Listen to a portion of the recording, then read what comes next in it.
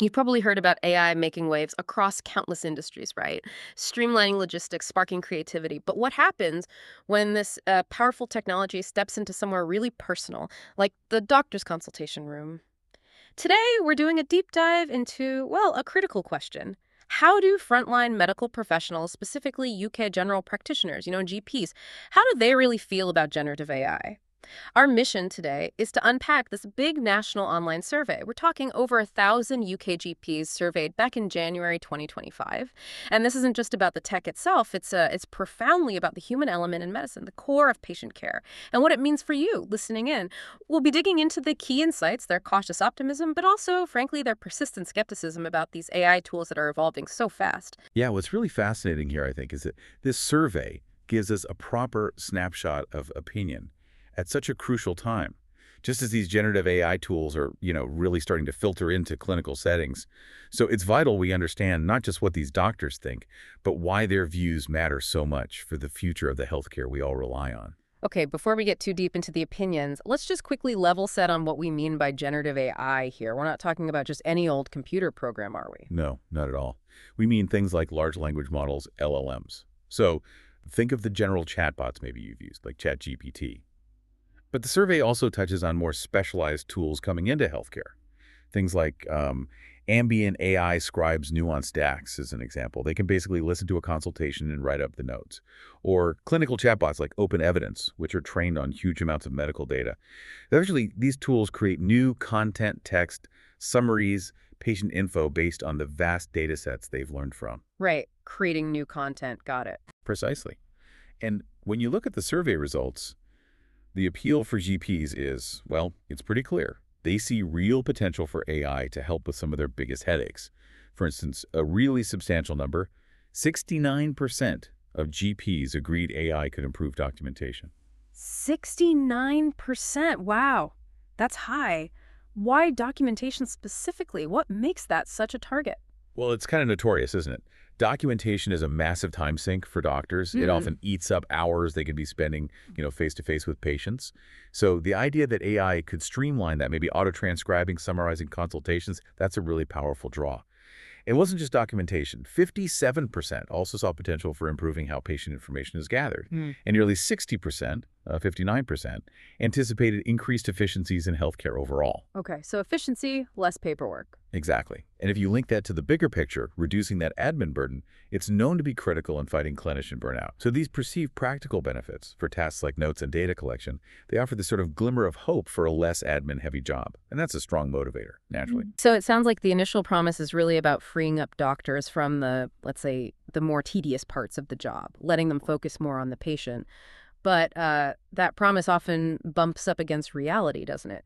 Where did the survey show those sticking points, the skepticism? Yes, that's exactly where the caution really comes in. While many doctors see the potential for efficiency, they also voice some pretty profound concerns about AI's limits, particularly when it comes to the core human aspects of medicine.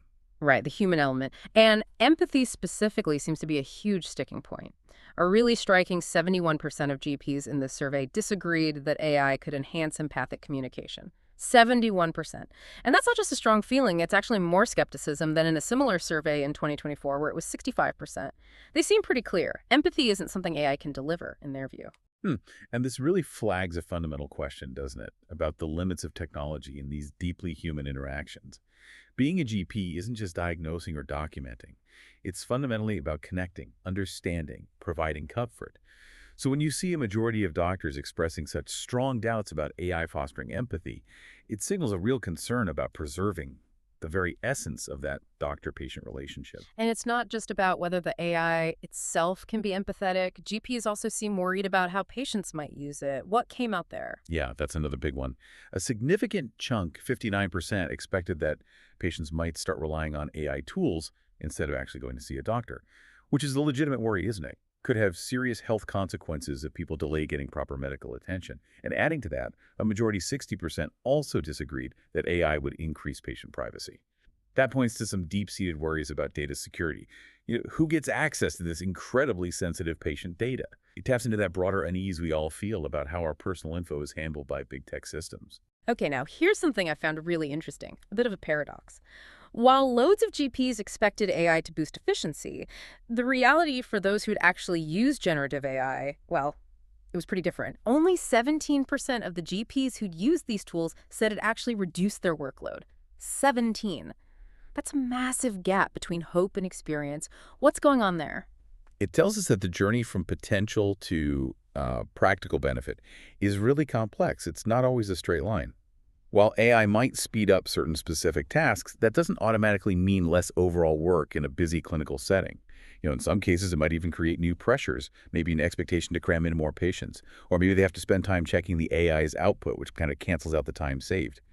That discrepancy really highlights how carefully we need to think about implementation, about the whole workflow impact. And then there were the areas where GPs just seemed unsure. Quite a high number of don't know answers for some critical questions, wasn't there? Like AI's impact on care inequities. 32% said don't know.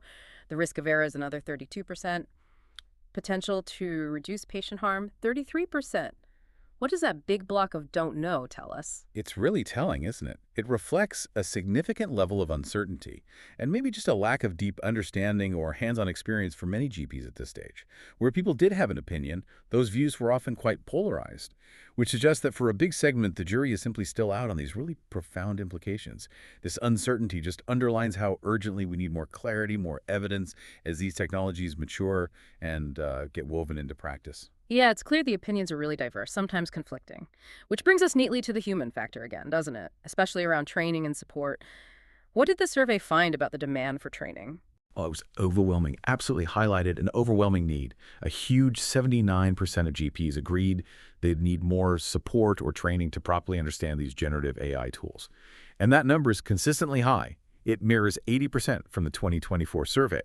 So this isn't some new or passing fad. They are actively asking for help. They recognize there's a big skills gap here. NHS Health Education England, the part of the NHS focused on workforce training, they've identified this too. Okay, but here's the bit that seems really concerning. Despite that huge demand, only 11% of GPs said their employer encouraged them to use AI tools. 11%. And even fewer, just 5%, had actually received any formal training. Doesn't that point towards a sort of undercover use, where GPs are maybe trying things out informally on their own without clear guidance or oversight? What are the risks there? Well, that lack of sort of institutional governance, it creates huge uncertainty around trust, around risk, around how you actually integrate these powerful tools properly. If you don't have clear policies or liability frameworks or just that organizational backing, doctors might lack the structural support they need to feel confident really adopting these things. This lack of formal support, it could seriously hinder safe and effective integration, and it makes it much harder to figure out best practices for using AI responsibly. So the formal channels seem lacking, but it sounds like even a little bit of exposure, maybe informal learning or minimal training, actually made a difference to confidence levels. What did the survey show about the GPs who had received some training, however limited? Yes, it absolutely did. The survey found that GPs who had received some form of training, they showed noticeably greater confidence in AI's ability to enhance patient information gathering. That was 83% for the trained group versus 72% for the untrained. They also had more confidence in AI-enhancing patient communication, 69% versus 53%. And interestingly, this confidence extended to their own perceived need for more training. The trained GPs were actually less likely to agree that they needed more support, and training 84% felt they needed more compared to 91% of their untrained colleagues. So it really suggests that even a small amount of structured guidance can significantly boost a GP's confidence and maybe make the technology feel less overwhelming. Right. So it's not just a simple AI, good or bad question. It's heavily influenced by how different people perceive it and, crucially, how much support they get. Now, beyond training, the survey also uncovered some really fascinating differences in opinion based on things like gender and age. What can we draw from those demographic splits? Yeah, these differences are more than just interesting stats, I think. They hint at maybe deeper perceptions and priorities. For example, male GPs, generally speaking, were more likely to see AI as beneficial across a range of different tasks. So 59% of men thought AI would improve diagnostic accuracy compared to 41% of women. You see similar gaps for patient communication. 59% of men versus 48% of women saw benefits. Even for things like conveying empathy, 17% versus 12%. Personalized treatment plans, 65% versus 57%. Prognostic accuracy, 64% versus 58%. And more male GPs also thought AI tools would decrease patient harm 51% versus 39% and increase patient privacy 17% versus 10%. Wow, that's a pretty consistent pattern across quite a few areas where men saw more potential benefit. What about the women GPs then? Well, conversely, female GPs more often stress the need for training. You had 93% of women agreeing they needed more support or training, compared to 89% of men. It suggests the perception of AI isn't uniform. It's shaped by maybe professional roles, maybe even societal expectations. Perhaps women GPs who maybe often prioritize the relational side of medicine more are just more cautious about AI's impact on things like empathy and privacy. It implies that any strategies for engagement and training need to be tailored, address the specific concerns of different groups, not just a one-size-fits-all approach. That's a really important point about tailoring strategies. Now, age also seemed to matter in how GPs viewed AI, didn't it? Absolutely. The survey showed older GPs, those 56 or older, were actually more likely to think AI would improve diagnostic accuracy. That was 71% of them agreeing, compared to just 58% for the younger GPs, those 35 or under. And they also saw more potential for improved prognostic accuracy. 69% of the older group agreed versus 56% of the younger ones. Interesting. What might be behind that? Older, more experienced GPs having more confidence in AI for those complex judgment calls. It's possible. Maybe older GPs, with all that experience, see AI more as a powerful assistant, something that can augment their own diagnostic process, handle routine data analysis maybe, allowing them to focus their expertise on the really tricky cases. But then it was the younger GPs 35 or under who showed more concern about AI potentially increasing inequities in care delivery. 61% of them agreed with that compared to only 44% of the over 56s. That suggests maybe a generational difference in perceiving the broader societal impacts, the ethical side of AI.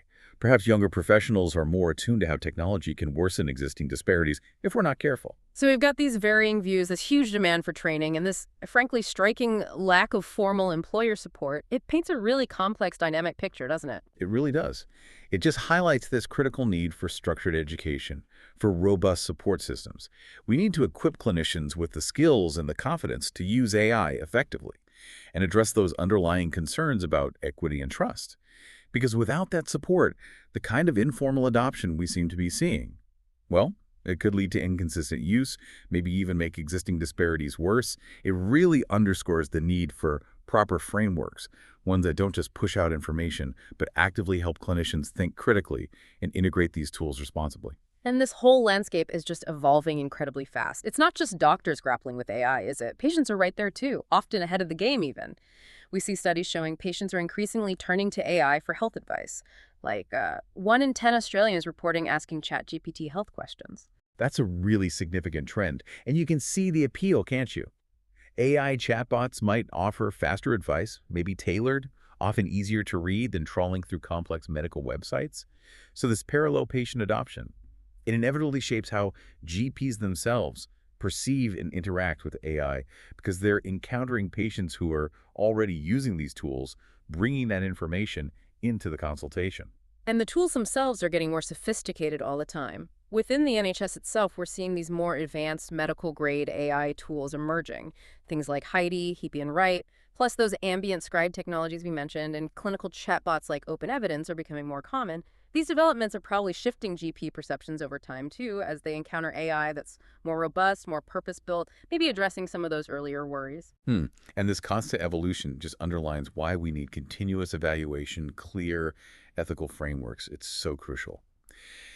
The survey itself pointed to several really critical areas for future research, didn't it? Like, what specific kind of training do clinicians actually need to feel confident and competent?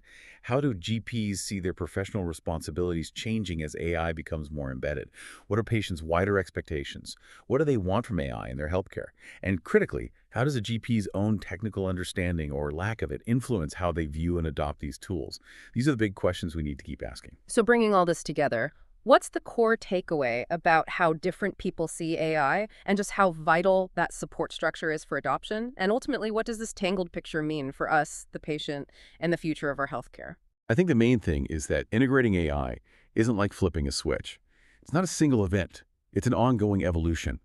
And it absolutely requires constant checking, clear ethical rules, and really strong support systems. It's about moving from the state of, cautious optimism mixed with real skepticism towards something more informed, more confident. and ultimately, an integration that's truly beneficial for both the clinicians and the patients. The future of care looks like a partnership, doesn't it? Between humans and technology, yes, but also between patients and their evolving medical teams. Okay, so recapping the key points. We've seen UK GPs are, let's say, cautiously optimistic about generative AI for specific things like documentation, information gathering. And their belief that AI can improve efficiency in documentation has actually gone up since 2024.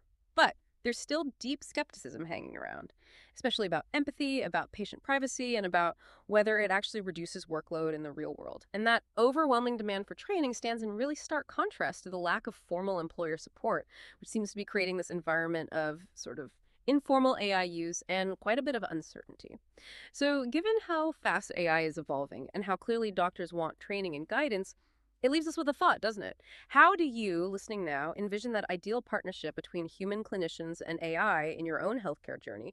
And what steps do you think are the most crucial ones to take right now to make sure this partnership is safe, ethical, and genuinely beneficial for everyone involved? Something to perhaps ponder until our next deep dive.